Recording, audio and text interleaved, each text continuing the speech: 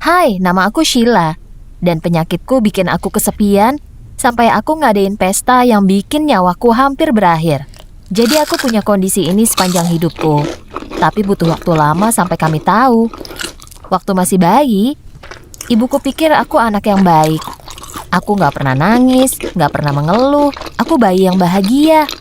Tapi waktu aku balita, ibuku sadar kalau ada yang salah. Benar-benar salah. Suatu hari ibu masuk ke dapur dan melihat tanganku berada tepat di atas kompor panas yang menyala dan aku bahkan gak bereaksi.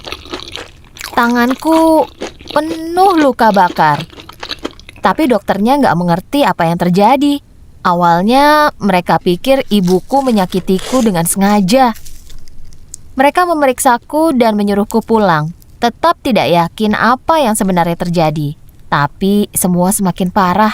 Suatu hari aku lagi main di dapur. Ibuku dengar aku tertawa dan saat ibu masuk, ibu lihat aku sudah menumpahkan air mendidih ke seluruh tubuhku.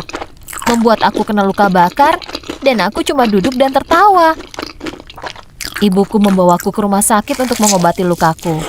Wajahku terlihat seperti orang di film horor. Air mendidih itu membuatku jadi cacat. Para dokter harus melakukan cangkok kulit supaya aku kelihatan agak normal. Itulah saatnya mereka menganggap ini serius. Mereka sadar kalau aku punya kondisi genetik bernama CIPA, yang artinya aku nggak bisa merasa sakit, panas, atau dingin. Awalnya ibuku panik. Dia nggak ngerti gimana seseorang nggak bisa merasa sakit dan dia nggak tahu cara menanganiku. Waktu aku mulai berusaha main sama anak-anak lain di perumahanku, semuanya takut padaku karena banyak luka di wajahku.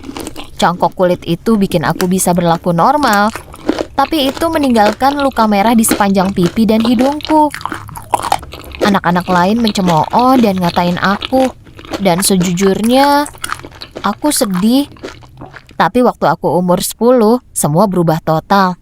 Aku lihat anak-anak di perumahanku main di jalanan, mengendarai sepeda menuruni bukit.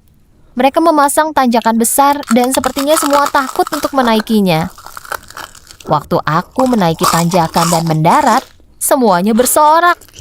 Untuk pertama kalinya aku merasa diterima. Aku merasa punya sekelompok orang yang menyukaiku. Dan waktu aku jelaskan kondisiku, mereka memperlakukanku seperti superhero.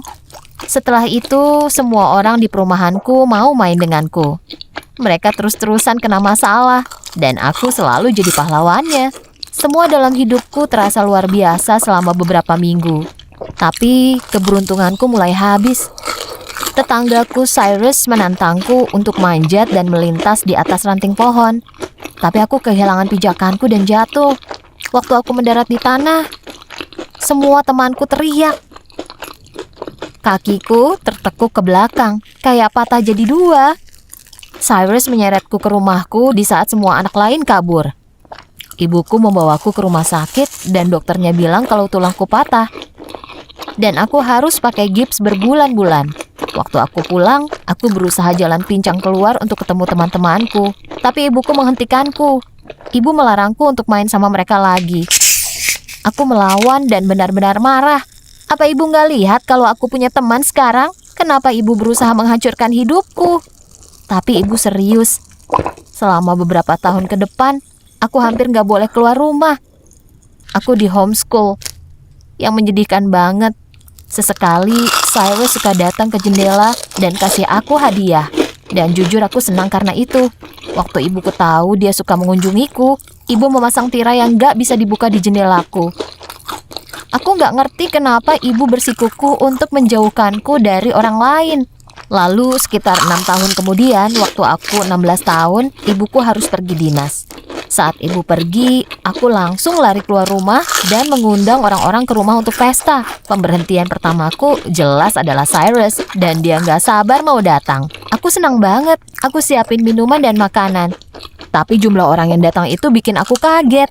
Semua teman masa kecilku mengundang teman mereka sendiri, dan beneran ada pesta besar yang terjadi di rumahku.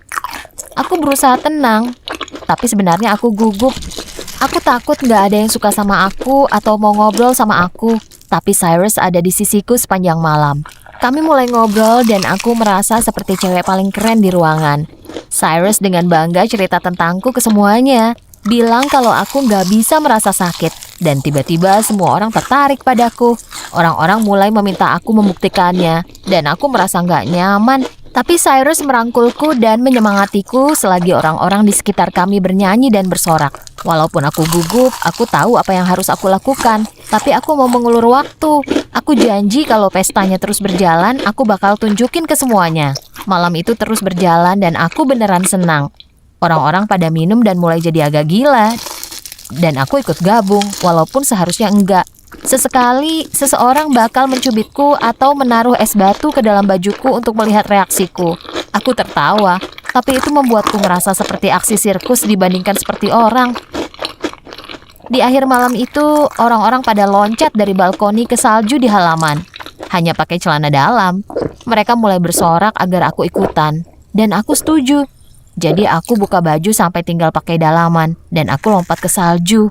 Aku menghantam bongkahan es dan semuanya mengerang. Tapi aku kasih mereka jempol. Anehnya, aku merasa pusing. Tapi aku mulai bikin peri salju dan tertawa. Orang-orang menyorakiku dan semakin banyak orang ikutan lompat ke salju denganku. Aku mulai merasa pusing. Aku nggak tahu apa itu karena minumannya atau karena aku jatuh. Tapi semua mulai buram dan jadi nggak fokus.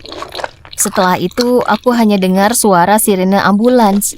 Aku tahu aku bergerak. Tapi aku nggak tahu apa yang terjadi. Aku cuma merasa lelah, bahkan membuka mataku saja berat banget.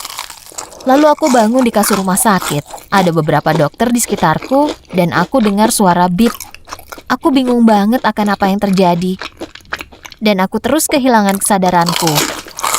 Beberapa jam kemudian, aku berhasil membuka mataku dan ibuku duduk di sampingku. Air mata membasahi wajahnya.